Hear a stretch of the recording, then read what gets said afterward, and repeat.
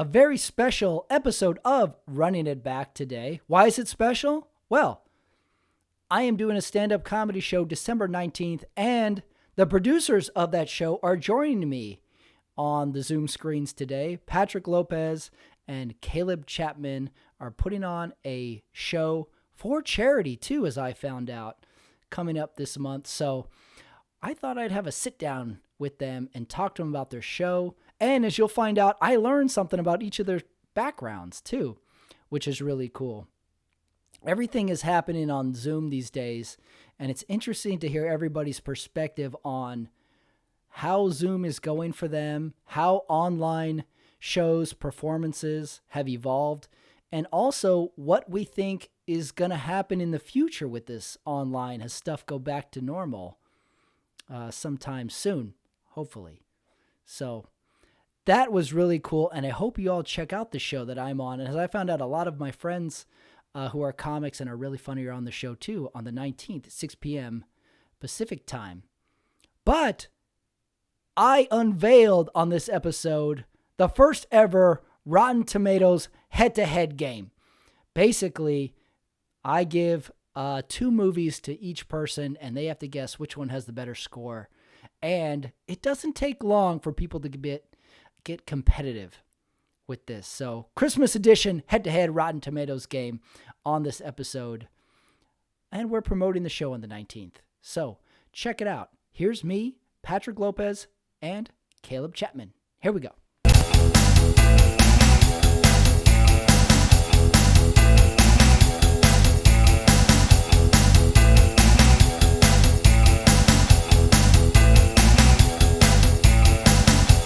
All right, back on the screens, on the Zoom screens, 2 people on my show today.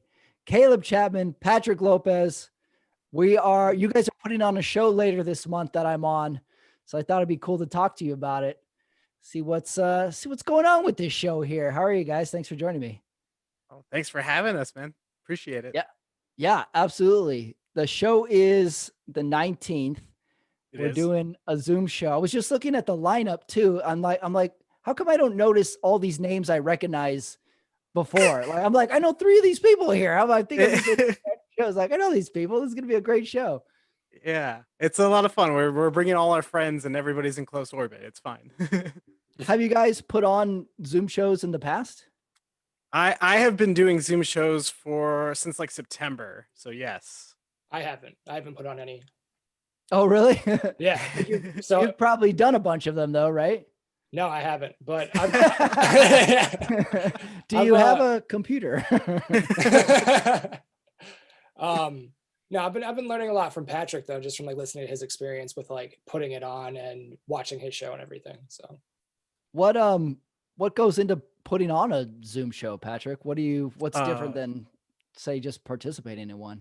A lot of it is just like anxiety. Like 'cause when I was producing live shows, like you just put it out and then whatever happens. You don't really worry about who's going to go necessarily. Like you're trying to promote, you're doing what you can, but you'll never really know. Now I have an Eventbrite that tells me how many people are going to go at any given time.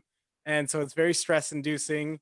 And now instead of like promoting to the LA area, it's promoting everywhere. Like you can get like my last one had an international following. So it's literally anyone can watch. So it'll be a lot of fun. Wow. That's pretty cool. It's a different world with the Zoom. Like we have all these new technologies that are really working for our favor. And then you have all these kind of unintended consequences too from the Zoom show. Is kind of funny. I was doing one and then someone's doorbell rang during the Zoom show. They had to get up and go answer it. They're like, well, I can't ignore it. I have to go see what's going on. When I did the Burbank Comedy Festival, in the middle of my set, I just heard doo, doo, doo. So they got in their car and started their car, but was like watching the show. It was very weird. I was doing, when they first started up, they had like these Zoom open mics and, everybody jumps in on it. And one guy's in a car driving. And, and the host says, I don't know if this is legal. Have you driving, and of course he's like, oh, it's all good, I'll just pull over right here, just pull over, oh, it's good. That's awesome. This is the Wild West of Zoom Truly. shows. Anything goes. Truly, I mean, like literally, you have to think on the fly. Like you'll have a lineup in mind of how you want the show to go, and then someone will message you that they're at 2% and they need to go next. It's very much the Wild West. Oh, that's true. The battery life is Yeah. another detail of the Zoom shows. Before it's like, hey, my babysitter's Right. got to leave at 9. Can I go up so I can go? My parking meter. Now it's like, my battery's low. Put me up so I can get the hell out of here. And then you always know who's upset with their Zoom show set because they close their screen afterwards. Yes, very much so. Well, we talked last time, Patrick, a little bit previous interview. Caleb, though, this is the first time meeting you. Tell me your background. Where are you? I'm actually, I'm in a bunker right now. Yeah, I'm looking at your background. It's either virtual or you're constructing a shed. No, it's like an unfinished basement. Oh, I see. Very nice. Yeah, I'm in Minnesota right now. I was in LA, and then like after the pandemic hit, I moved back here for a little bit, just not to pay all the rent. But so we've kind of been like working together, like writing just over Zoom basically as well. So I see. What's your background? Comedy? yeah, comedy, producing, comedy. Yeah, I was doing like a bunch of like UCB classes most recently, like right before everything happened. Here in LA? Yeah. But other than that, I mean, like I've been writing for a long time, so that's kind of where that kind of stems into trying to get more into performing as well. Oh, I see. So you've taken the UCB route here in LA. What are those classes like? It's been my experience. The range of people who take UCB classes is massive. It's a huge range. You'll have a soccer mom take it, and then you'll have someone who just finished Juilliard taking UCB classes. What's your experience taking those? That's kind of how it felt for me too, is where it was like there was people that were like way beyond at any point that I'm even close to in my career, and like you would go out and like you'd see that person in a commercial like the next day and you're like, I just had class with you yesterday, and like I don't feel like I'm anywhere where you're at, like But yeah, there was some kid that was from like I don't remember what it was, but like a very high end like dance theater school, and it just felt like to be in a like acting class with this person is very weird because everybody's kind of bringing their own experiences. So when you get all that, you get like a lot of like strange, interesting comedy though. Yeah, that's true. I mean, because essentially anyone can sign up for the classes, correct? And then you just start taking the classes. Is that right? Yeah. How does one say, I want to take a UCB class? What's the first step? You pay money. Hold on, let me get a pen. I might have a new business venture in mind. I'm gonna start an improv group. So you pay money, you sign up, and how long is the first class or first session of classes? I think that they're 8 weeks or like 8 total classes. But I did, you can do like a fast track where you take 2 weeks worth of like 8 classes. So just like every day for 2 weeks, other than the 3 days. Oh, really? Every day, 2 weeks? Pretty much, yeah. It reminds me of, 4 days a week. I see. It reminds me in college, somebody would take a super accelerated semester over the Christmas break. So you could essentially get some quick credits. It'd be like, you'd go for like 4 hours a day. It was called like a winter semester. And you'd be like, and they would say like, I'm done with my geology credits. And you'd be like, oh, awesome. And like, what do you do? Oh, I go 4 hours a day, Monday through Friday. You'd be like, fuck that. No. It just sounds great on paper. And then they explain to you what it is. And you're like, no, I woke up at 11 yesterday at my mom's house. Ate burritos. So, and then what's the first class? What's a UCB exercise or improv game that would start you with? Oh, I mean, I did improv and sketch there. The sketch writing is a lot different, obviously, but like, actually, I think I enjoyed the sketch a little bit more, but the improv was more like challenging.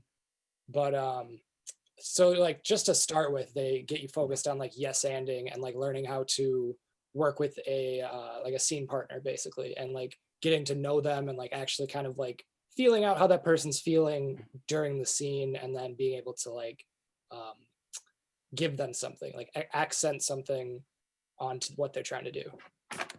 That seems improv classes, techniques, exercise seems so intimidating, at least to me, because in stand up, you're on your own, but you are driving the ship. In stand up, you're taking it where you want to go. If it goes up, it goes down. With scene or scene partners and improv, it seems very dependent on everybody following the same road. Essentially, do you find it easier than stand up, or is this stand up the easier route? I don't know. I think they're both difficult. I think anytime you have to go up and perform and try and like whether it's coming up with comedy on the spot and like finding like just a random flash of lightning, or being able to write it down and finding that, oh my God, moment where you're like, how did I write that? That's hilarious. Like, I don't think there's really a way to compare those two. You know what I mean? Because it's both of them it's tough to find brilliant pieces of work. And like, when you find your own, like, it's something special. Mm-hmm. You've obviously been to a lot of improv shows. That's another one where I've seen you can have a really broad range of performances and experiences. I always hate when they say to the crowd, we need a topic. And it's dependent on the crowd yelling it out. Like, if you went to my high school and you asked the crowd for anything, that was a recipe for disaster. Like, someone give us a location. Your sister's ass. It would be horrible. It would be horrible. So every time I hear anyone ask anything to a crowd, I just get PTSD from my high school. Don't ever let the crowd don't ever let the crowd be responsible for anything. I'll give you a snapshot of my 1990s high school experience. I went to an all boys Catholic high school, and one time someone won the attendance award, and they call an assembly and they're like, this person has a 4.0 GPA. They never miss class. They're always on time. He's the hall monitor, and he's got early acceptance into college. Come on up here. And he walks up, and then someone yells, he's gay. And everybody starts laughing. I'm like, poor guy can't win. He cannot win. There was a time where the yelling out of he's gay got a huge laugh. There was probably about 7 years in the 1990s where that was the go-to joke. So yeah, I always get scared when a crowd has to is responsible for yelling out some sort of topic. How about on to the important stuff? What's going to happen with that basement? It's going to be finished soon, I think. I don't know. Are you doing the work on the basement? Yeah, they locked me down here, and now they said Really? I can't have any food or water until I finish it. So this was all new today. Like, I just got this part done today. What's the plan? What's that basement going to become? I'm actually sitting in like my brother's new room, my younger brother's new room, and then my old bedroom is going to become his closet. So. Oh, all right. How much more time do you think the basement is to completion? I don't know. They just did the like electric wiring. All they have to do is the floor and the walls. Probably, hopefully before next summer.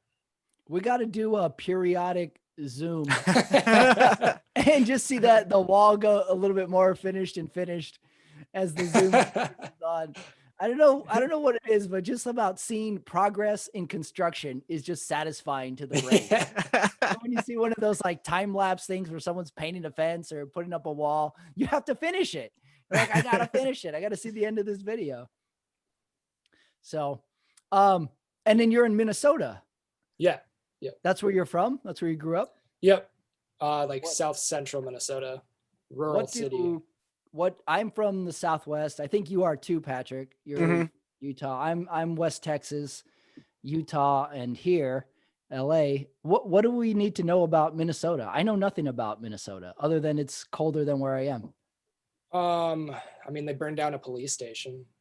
Nice. Yeah. That's progress, baby. Woo. Minnesota is oddly progressive. Am I right? Or yeah. Is it really? But there's a lot of like, there's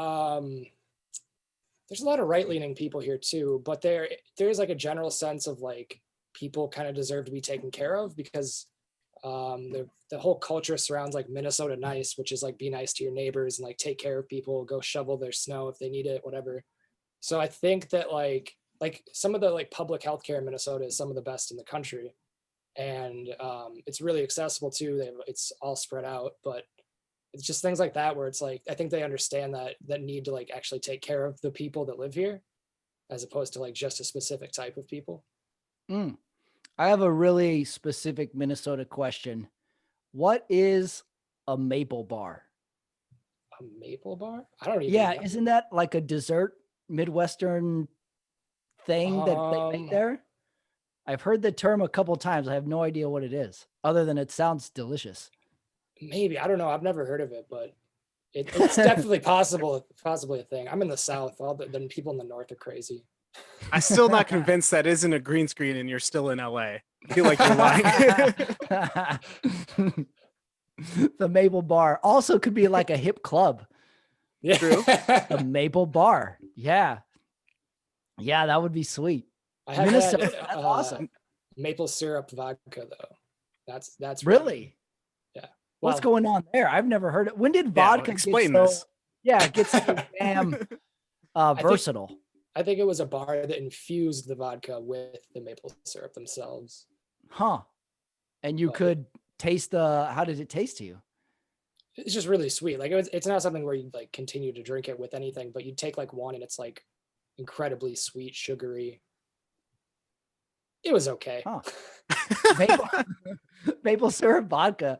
Vodka alcohol in general has spread its wings so far the last 25 years. I heard an ad on the radio that the band Metallica makes a tequila or a vodka or something, and they play Metallica music during some part of the process because the sound shocks the electrons or something. Like, Metallica, are you just out of problems? Are you bored with music now? Like, let's play our music to vodka. And they sell vodka or whiskey, some sort of alcohol, and they play their music against it some part during the process. So strange. I have nothing to add to that. No? Yep, of course. No Judas Priest making a wheat beer antidote. At some point, every classic rock band will make an alcohol. I think we just need to come to terms. Yes, it is very lucrative. Patrick, what's new with you since we last talked? Last time we talked, we went deep. We did. On name heritage. We did. What's been new since then? Absolutely nothing. I've done the exact same things since then. You've been at the same seat since 4 weeks ago when we last talked. I literally haven't left. I've just been waiting for you to call. I'm like, you said let's do it again. Didn't say when. I'll just wait, I guess. You should know that about me. I'm a huge Zoom cock tease like that. I tell so I've everybody, learned. I'm the I'll let you know guy. But more Zoom shows. Yeah, I have 3 in the works right now, including this one. So yeah, very, very busy in that realm. How about the Zoom? Since we're all Zoom performers essentially now, what have you noticed on doing Zoom shows compared to live? I've noticed that. Remember when you'd be on stage and you would tell a joke and it wouldn't get a reaction?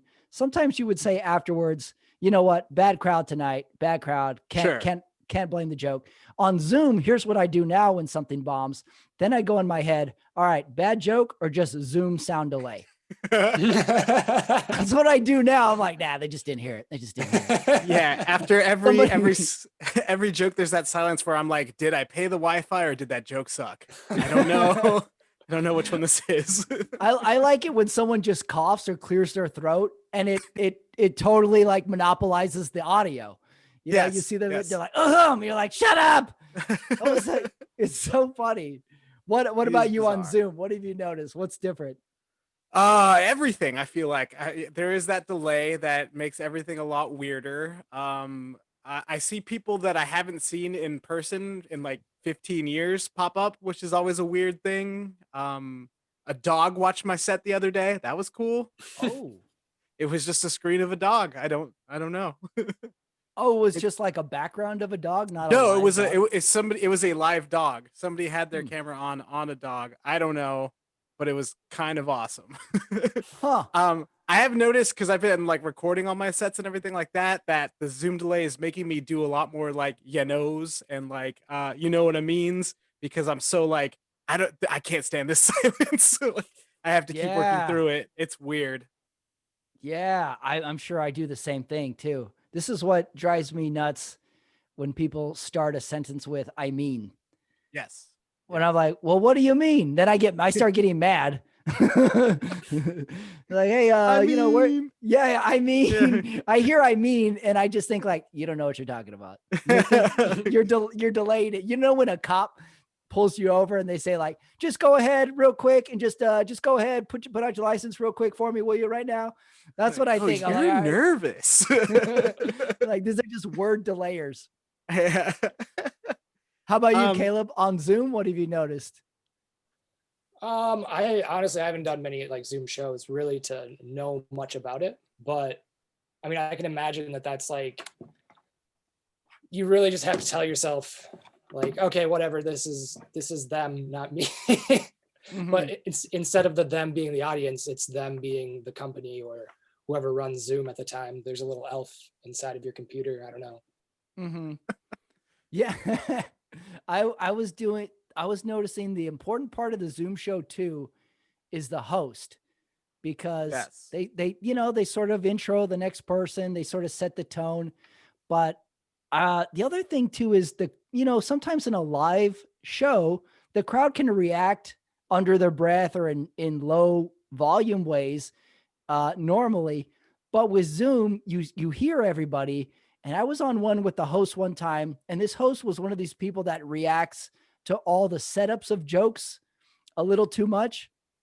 So you would say, so sometimes someone would, set up a joke with something outrageous and they'd be like, you know what? I'm going for Trump this year. And the host would be like, no, he's let him go somewhere with it. He's going to tell a joke. Yeah, it was so annoying. It was crazy. I was like, this host is so important to just keeping this ship afloat. He is thinking. The different levels of tech ability per show is also very fascinating across the board, because you have Oh, some that's a shows really that, good like, point. Yeah. yeah, some people are really good at like muting like car noises and stuff like that, and then there are other just complete train wrecks where every mic is open all the time. It's very Mm-hmm. interesting. Yeah, that's true. We're all essentially running our own little stand-up club in our screen as far as audio, background noise, Yeah. proximity to the camera. It's it's a totally new world. We're figuring it out little by little. I like the background where someone is clearly experimenting with the virtual backgrounds on their phone. Yes. And their head kind of disappears every 45 seconds into the light. And I get so distracted when someone uses a virtual background, because I'm like, what do you not want us to see? Like, I want to know what's happening. Definitely. Yeah. I see the virtual background and I just have 10 more questions. Like, all right, what kind of shitty apartment are you renting? Let me take a Because look I'm at showing that. mine and it's depressing. Like, I know this is very sad back here. So why are you hiding yours? Well, you got an odd thing going where you have a green screen, but it's not in your background. It's just off to Yeah. Why don't I you just want put that people- in your I background? just want people to know I own one. I don't want to use it. Oh, you're one of those Zoom green screen elitists. I see how it's going. Yeah. Like, I could, but I'm doing this for you. I gotcha. I see. You are an experienced Zoomer. It's also kind of weird too, Oh God. like we got Christmas shows usually happen this time of year. And Yeah. so we're like, yeah, well, let's do some Zoom Christmas shows. So, we don't have a stage to decorate per se. We have new Christmas premises since, we see people in a Yeah. different way now. How does a normal Christmas for you? How does a normal Christmas for you go? Let's start with you, Caleb. Well, usually I will spend the 22nd through the 24th, like nonstop caroling at people's houses until they force me to leave, like physically force me. I will stand on their lawn. They have to push me off of the lawn. So you like going caroling? Yeah, it's like not like I do it like all through the night. Like I wake people up. I just go around all by day yourself. long. Sometimes like one or two people will come with me to like the first two houses, and then it's kind of like kind of by myself. And you don't think you're going to do that this year? I could see being able to do that. Maybe. I don't know. Honestly, like I don't really know any caroling songs. It's more just like I'm kind of just singing in a caroling tone, you know? So it sounds like a carol. I'm starting to get the creepy vibe you're talking about. Yeah. I think essentially you just go house to house and yell at front doors. You're not singing anything. I'm getting more the vibe. I'm getting more the vibe he wants us to know he paid for UCB classes. This is improv training, right? 101 right here. Got that UCB money. You guys going around caroling. So you just go around caroling solo, more people, doesn't matter, until you annoy the whole neighborhood? Pretty much, yeah. Wow. Until everybody pushes me back to my home. It's like my own special Christmas tradition. But you don't sing Christmas songs. You just you just go with, you freestyle it. I mean, the way I see it is like Santa's breaking into everybody's house. So I'm standing outside of your house and screaming, which one's really worse? That I didn't see this going this direction. I thought you were going to say, yeah, we make a ham. It's real nice. My brother comes from out of town. He's got a significant other. We don't know what the deal is. And that's a really nice time. And then you're like, no, just go yell at people's houses. Yeah. I like that though. I like that. The caroling is a weird tradition. I mean, I don't know who does it. I don't know why they do it. I don't know why the neighbors open the door and act like they enjoy just their neighbors singing. These aren't singers. These are just the local people. And then they just continue on in the neighborhood. I never understood the premise or the drive to do it. Caroling. It sounds like you've made it your own though. Yeah, it's really special to me. We should start that. I got another Zoom show idea now. It would be great if there was some way, instead of, you knock on a door, someone opens the door. If there was a way to knock on their Zoom door virtually and they're forced to open it and it's just people singing, and then they have to, and then the game becomes like, how long till they close the Zoom? Be like prank calling for the modern era. What about you, Patrick? What's a normal Christmas? Well, the first thing I do is I go to the first house with Caleb and then I ditch him right away. Mine is like, I honestly like being very serious. Usually don't celebrate because I'm working. Like, I think every year I've ended up working. So it's just another day and then I forget about it. And then it's New Year's all of a sudden. So I don't really do anything. You just blow right past it to New Year's. I'm like, Really? it was what? It's January? What? So you work during Christmas Day and Christmas Eve? I think 9 of the last 10 years I have worked Christmas all the way through. Yeah. So what's the vibe in your workplace during annoyed. Really? Yeah. Yeah. No annoyed, one can really be happy to be there, right? Yeah. Yeah. Chip on all of our shoulders, ungrateful. It's a whole thing. At what point does someone pour themselves a drink and say, hey, Merry fucking Christmas? When does that happen? The very beginning of the day. That's how we start. Every sad Christmas movie has someone saying Merry fucking Christmas in a sarcastic tone. I think it's in the Writers Guild. It has to be said. Yeah, it has to. That's a good one. Wow, the workplace Christmas. Yeah. Are there even decorations up in your workplace, or is this? I would say 5 out of 10 of the years. Really? It's a hit and miss thing. Depends on who's there before. Sounds like a very downtrodden Christmas. What about New Year's though? You get to celebrate New Year's. Yeah, I mean, most of the time Okay. it's we're off, but like, Yeah, once you get through Christmas, I always think the bloom is off the rose a little bit. Yeah. And you get to New Year's and you're like, all right, one more thing. But Christmas is the big one. Yeah, and then New Year's is just like get drunk and then like, right, whatever. That's it. Yeah, that's all New Year's is. I always like how they're spaced apart exactly a week, so you got a week to recover from Christmas and then something to look forward to.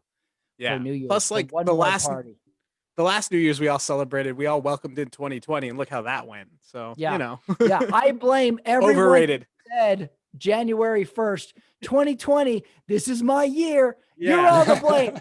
There's blood on your hands. Yeah, the last 30 weren't your year. What made you think this was going to be your year? Come on now. Can you take back your year? Come January 22nd. Like, nope. Let's try again next year. Yeah. No. I'm just forfeiting this year. We'll try again next year. You should be able to do that. You should be able to take back this is my year. Plus, if you said the last 7 years, this is your year, your judgment is in question in my book. Yeah. Or you're being greedy. Like you had your year. Go away. I can't trust you. You're like a roommate who cranks the AC and then I come out and you're wearing a sweatshirt. Like, what the fuck, man? What's the point? What if they're just the main character? So every year really is their year and we're just in their story. Yeah. Well, hold on. Hey, UCB, calm down. Yes, and we're all just their little pawns. How about this for an improv game? How about fuck you all? I'm the main character and go. That's the new improv game. I don't know like what happens at UCB, but that's definitely what they teach. Yeah. That's the improv game. Fuck you all. I'm the main character. I need a location. We can start this improv group tonight. Start with that game. I'm in. Wait, but who's the main character? Oh no.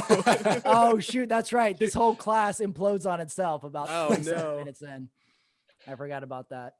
Well, we had every improv school. We had a good run. We did. We lasted a whole 5 seconds. It was perfect. My Christmas traditionally usually goes, I'll go to my parents and we have the big family thing. So we have a lot of people. However, I always forget my family, no one really talks to each other. We've had the same conversation for about 27 years where an uncle will ask me, oh, hey, how's it going? You still got that same car? And then the conversation ends. Or my brother is in from out of town. My brother lives in Chicago. He'll come in from out of town and like, hey, you made it from Chicago. How is it there? Cold or conversation ends? That's all he's asked. We're close to 25 years. And then we all watch TV and eat Christmas food. But it works. It works for us. That's how we roll. Don't need much more than that. Nah, that's how it goes. So, but I was laughing because this year it's so different. For Thanksgiving, my mom canceled Thanksgiving. She's like, don't come home for Thanksgiving. We're canceling. And I go, oh, okay. Yeah. You guys got a lot of COVID cases. And she says, what? So I'm on to her. I think she's halfway convinced you can catch COVID through the phone. So keep an eye on that. Christmas is on as of now. Well, I typically don't go home for Thanksgiving, and so like I've never gone. And then my parents found out about Zoom Thanksgiving, so this is the first year I've actually had to go. So everybody's been complaining that they get their Thanksgiving canceled, and I have to go to my very first one over Zoom. Mm. That's an extra bummer because sometimes you think you can avoid stuff, and then you end up not being able to. We did a little like FaceTime Thanksgiving. My parents were having theirs with my grandfather, and I was having Thanksgiving with my brother. And at some point it's like, let's all do the FaceTime. They're like, great. Oh, give the phone to grandpa. So we see him and he's like, oh, hello. And we're like, Grandpa, happy Thanksgiving. He's like, what? Happy Thanksgiving. I can't hear you. And then he puts the phone against his ear, but it's on FaceTime. So all we're doing is looking at the inside of his ear. I'm like, is no one around Grandpa? Cause someone just kind of move the phone a little bit for him or get him some damn earbuds. So yeah, we looked at his ear for about 13 minutes. Delightful. It was great. So the Zoom show, you've done a few of them. Give me an ideal. Where do you want the Zoom show to go one day? Give me a pie in the sky. Sure. I've thought about this a lot actually. Cause we've been talking about like what the future looks like. Cause like, obviously we want to get back to live shows, but I don't think the format's going away even when we go back, because like for me, it's opened up so much stuff, like I said, internationally and whatnot, that like, I want that as an option. So like, I think it would become one of those things where we Zoom a live show. Like we're actually doing it. I don't think this format goes away. Mm.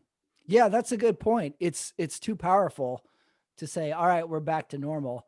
And also for comedians, just speaking about myself, who have had the hardest time getting into a bigger club, and Sure. you're plugging Same. away 3 minutes at a time, 5 minutes at a time. It's like, well, how am I ever gonna get a reel, get a tape, get something noticed? Well, it's in your phone. Set it up, record yourself in your basement, in your garage, Literally. and yeah, start laying some foundation that way and put it out. So yeah, it's the medium is too powerful that it's gonna really go away. So I could see just the live show is on Zoom. You can go to a live show or you can watch a live show. Yeah. Yeah. Why limit yourself? Yeah. Yeah, Yeah. definitely. I've been watching a lot of people's Zoom shows where they do the drive-in show where cars park and Yes. they Yeah. honk at them and it Very seems weird. it sounds very weird, but about 3 minutes in, you're like, hey, God damn it, I want to do that. It seems like fun. Yeah. It's one of those things. Yeah. Exactly. It's very fun. And yeah, and I don't know, like everybody just wants to like shit talk on stuff all the time, but like things change. Why not embrace what's going on? It's a lot more fun that way. Yeah. It's the better attitude to have. And plus, when we started this all and Zoom shows were going on and we were like, Zoom shows, it's not the same. It's not a real stand up. My question was like, well, how real were the shitty open mics we were going to in the first place? Yes. Were we having a great time at those? Yeah. The amount of dumb shit I did in the name of live stand-up comedy, this is nothing compared to that. Yeah. This is fine. Every comic who's worth their weight in any sort of salt has 20 to 25 horrific open mic stories. Yeah. Where someone tripped on the stage, someone had a freak out on stage, somebody threw a punch, somebody got drunk. Yeah. Everybody has that story. So I have all those stories. we've got all those stories. Yeah. So what do you guys think about this being more permanent though? Like it's more like it can be captured easier as opposed to like if you're in a club, you kind of have more privacy and people aren't going to it's less likely that somebody's going to steal something. Or is it? That's a good point. Yeah. I think the live show will never be replaced. Think about a live concert, a live show, the experience of being in the same space with a band. If you think about it, you go to a live show, that experience will never be replicated. You're never going to be there with those people, and the band's never going to play that particular way again. So I think we will always crave the social aspect of a performance or an experience. However, this is a close second. Look at movie theaters versus Netflix. We all love Netflix, but there's some things that are like, I want to see that in the theater, I also think it's added portion to the menu is how I see it. Yeah. I also think that it like, there are like the way I've seen it kind of going back to what you were saying about clubs, getting passed over and all that stuff. I think it just creates a unique opportunity for people to do unique things. And I think like for me, I don't think I would ever get a Netflix special anytime soon, but I could do an hour Zoom live thing from when live shows are back and give that to people and create my own thing and do my own world. That's the way I see it. Yeah, I agree. It's all in our phones these days. It's so weird. Mm-hmm. Like you want to make a comedy special, you can make a comedy special. Yeah. And you can have people because I like mistakes too. I like seeing things like the way they are. Like, every Netflix special is the exact same hour and 9 minutes or whatever, and everything is super polished. I like seeing people work through stuff. So I wouldn't mind getting in on people's hours when they're working it. Mm-hmm. Anything behind the scenes, like you described, I think people just crave. They want to see the inside baseball. They want to see the backstage as well. Well, given that it's Christmas coming up, the show's on December 19th, I put together this first ever Rotten Tomatoes head-to-head game for you two. You guys are going to be my test pilot. I'm going to see how it goes. Here's how it works. I'm going to give each of you a question, and you're going to try and guess which movie has the higher Rotten Tomatoes score. Ooh, okay. So this is a very Christmas-themed edition of the Rotten Tomatoes Patrick versus Caleb edition. So, all right, let's start with you, Patrick. First question. Head-to-head movies. This is the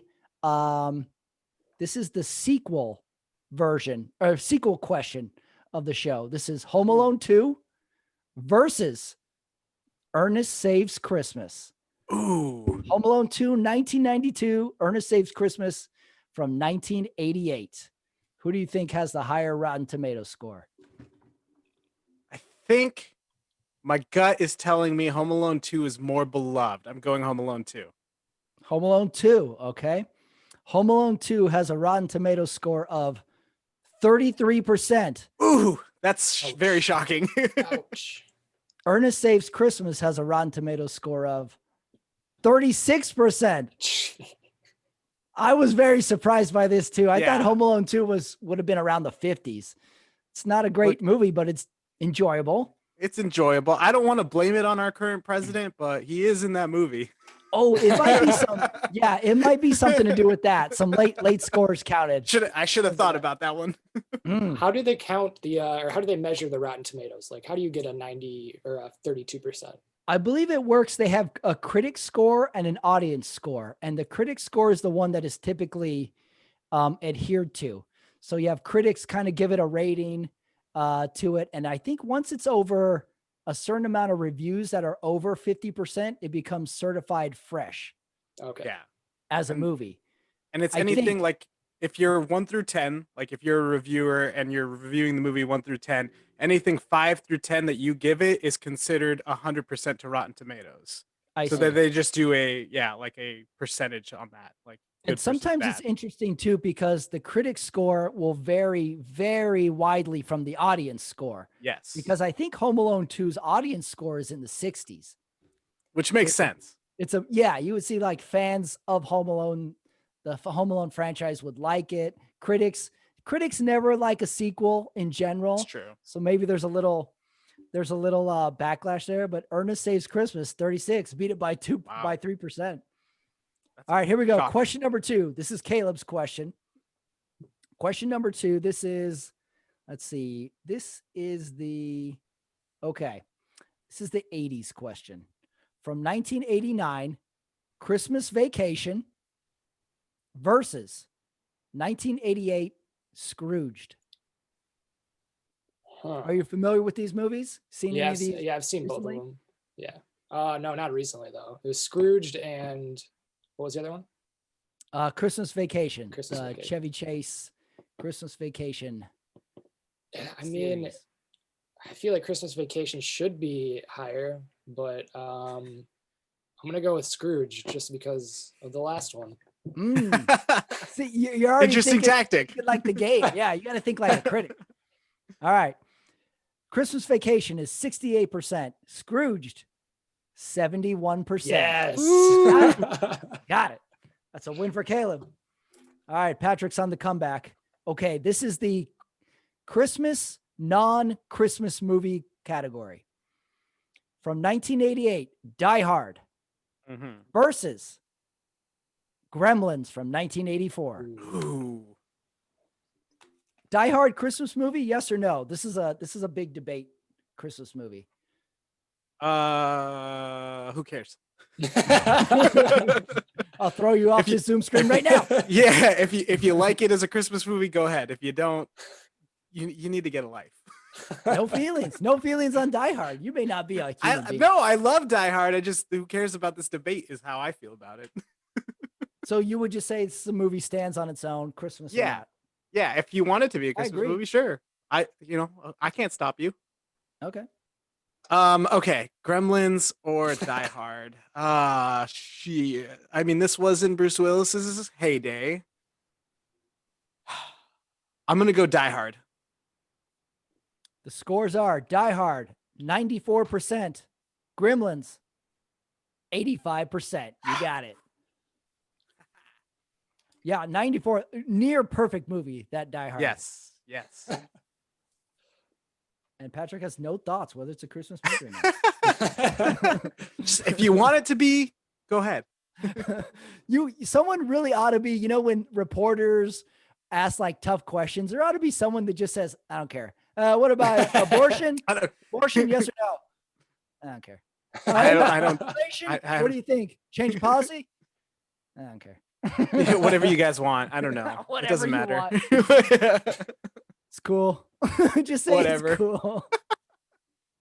All right, next question. This is Caleb's question. All right. Okay. This category is This Was a Movie category. From 2013, Tyler Perry's A Medea Christmas versus Jingle All the Way from 1996. Oh. Oh man. By the way, can I say there might be 87 Tyler Perry movies? There might be 3. I have no idea. Yeah, I'm pretty sure there was 87 this month. I'm pretty sure. I'm pretty sure that's what works. They take down Tyler Perry billboards to put up Tyler Perry billboards. They just put numbers on it. It's like Medea 1 and then 2 and then they paint 3. I'm gonna go with Tyler Perry. I'm gonna say just because I think a lot of people do like his movies. Okay. Tyler Perry's A Medea Christmas is rotten at 20%. Jingle All the Way, also rotten, 15%. Oh, wow. 2 for 2. That is shocking. 2 for 2 on this. All right. I got one more question and a bonus. Okay. All right, here we go. This one is the, let me think of a category for this one. Okay, this is the never saw it, heard about it category. From 1994, The Santa Claus versus 2011, A Very Harold and Kumar Christmas. Oh, man. Heard about it, never saw it category. I feel pretty confidently because I know in the vicinity what the Santa Claus Rotten Tomatoes score is. I think it's the Santa Claus has a better one. Okay. The Santa Claus is 72%. Harold and Kumar Christmas, 68%. Yes. You're right. Woo! So you knew Get this you wrong, already Caleb. knew the Santa Claus's you already knew the Santa Claus's score. I was talking to somebody about this movie very recently because it is my favorite body horror movie. Oh. I didn't think of it that way. Watch it again. Okay. All right. Here's Caleb's last question before the bonus. This is the Okay, I got it. This is the let's have a category for this one. All right, screw it. I don't have a category for this one. This one. Okay. The movie from 1998, Four Christmases versus from 1994, Mixed Nuts. I don't even know what Mixed Nuts is. It's Steve Martin. I don't think I ever saw it. He has a Santa's hat on the cover. Huh. What about And Four Christmases is Vince Vaughn. And I think they have to go to like all the different families' houses. Yeah, it was bad. This might have been like money grab era Vince Vaughn. Yeah. I'm gonna say Four Christmases. Four Christmases is rotten, 25%. Mixed Nuts, also rotten, 10%. Yes. God, what did you clean sweep that whole? I know, what the hell? Curse you, All right. Home Alone. Home Alone. Yeah, you got out of the blocks hard, Patrick. So Yeah. Okay, well, here's the bonus question. This one, I'm just going to give you the movie and you got to try and guess the score. And whoever's closest wins. So when I give you the movie, you got to predetermine your score before the other person says it. Is this Price is Right rules? Closest without going over? You could go over. I'm loose with the rules. Close is close. All right. Okay. Christmas holiday classic from 1990, the original Home Alone. All right. Think of your score before you say it. 62%. I'm gonna say 80%. Home Alone, 65%. Wow. So we tied. Made up some ground on that one. Yeah. You forgot to do the classic when you're getting blown out. Last one wins. Son of a bitch. All right. Excellent round of the Rotten Tomatoes head-to-head game. Woo. That was fun. Yeah, a lot of competition in there. Well, the Zoom show is December 19th, 6 p.m. West Coast time, right? Yep. Yes, sir. And how do we go about getting the link and tickets and all that stuff to it? You can go to linktree.com/Patrick_Lopez and you can click there or go to my Instagram. It's all on there either way. Perfect. I'll be there. Lots of people I know are going to be there. I know they're funny. It's going to be great. And it's all for charity. Yeah. Oh, is it really? What's the charity? I didn't even know this. So we're splitting the charities 50-50 between Action Against Hunger and American Foundation for Suicide Prevention. So, and the tickets are donate whatever you want. You can do 50 cents. You could do, we just had one that was like $20. So whatever you want. Oh, that's awesome. I didn't even know that. Added bonus.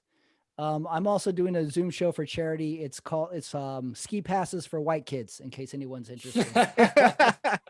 I'll add that to ours. Don't worry. Yeah. Dig deep, everybody. So go to bed with only 4G. So, thank you, Patrick. Thank you, Caleb, for giving us the info. This is great. Awesome. Thank you, Patrick. Yeah, see you on the 19th. All right. Bye. See you then. Hey, that is the show. Thanks for listening. Wow. I like that game. I'm going to keep that Rotten Tomatoes head-to-head game in the arsenal. I already have a few more movies to think about. Anyway, good talk. Good talk, Patrick. Good talk, Caleb. I'm pumped up for the show. You should be too. Go check out the links. It's going to be great. They're going to put on a good time. I hope you enjoyed the show. And don't forget, more stuff coming on this episode of Running It Back, where we dived into his history, his upbringing, his living situation, his everything. So you can go learn more about him if you like on the channel. It's up there. I want to thank everyone who listened. Please give it a like. Please give it a subscribe. And I'll see you next time.